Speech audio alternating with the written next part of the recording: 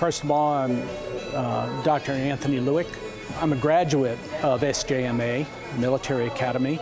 I graduated in 1965. I was a cadet colonel and battalion commander.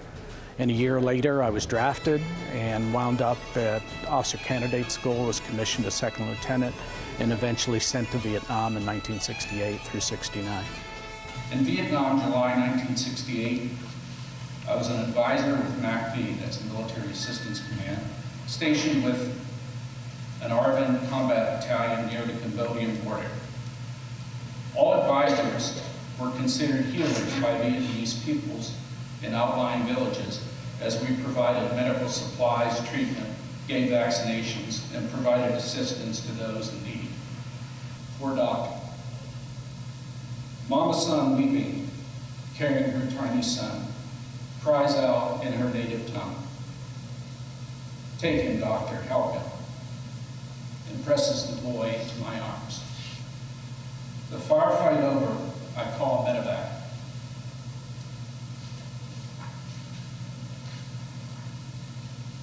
We have one down. Yes, it's an American.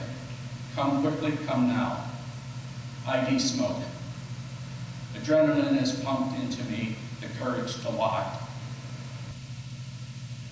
I then look down into the vacant eyes, completely gone, and see a tiny head half blown away, a tiny body stilled, and hear the mother's pleading voice.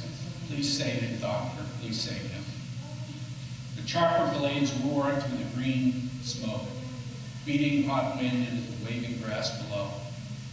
And I see the pilot's confusion in his eyes. Where's the American, he yells. His anger rises at my deception. I've been found out. Here, you take it. And I thrust the tiny body into the waiting medic's arms. I push the mother into the hovering helicopter, and I shout, now go. And watch the whirling machine ascend as if into heaven. Later, back at base camp, someone approaches me, seeking me out, tearfully reaching. Thank you, doctor, she says, and offers me her only possession, a small bag of rice, a gift for her dead child's rescue. I kept that bag of rice on my operations table for the remainder of the war as a reminder in making combat decisions in those vulnerable villages.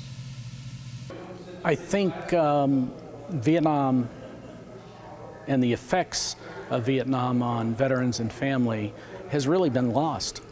The focus now is on Iraq and Afghanistan veterans, and it needs to be. That's the current role.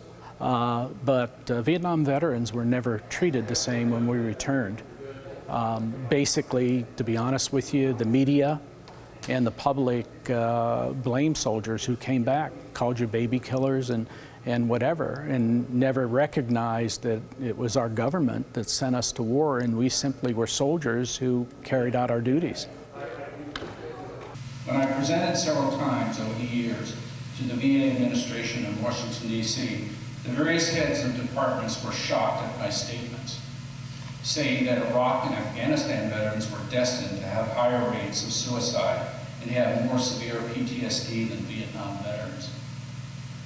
The insight isn't complex, with the understanding that these war veterans have repeated exposure to war traumas over extended periods, ranging from 5 to 8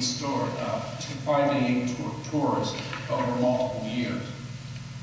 I could see that the PTSD was worse in Iraq and Afghanistan veterans, and the reason was very simple. It's the multiple tours. There's no time for healing. When we went to Vietnam, we were there approximately a year, and then we came back. But our troops today, they go, they may be there 6 months, they may be there a year, and in some cases, when they activated the reserves, the reserve units went, some of them were there 24 months. So there was no healing time.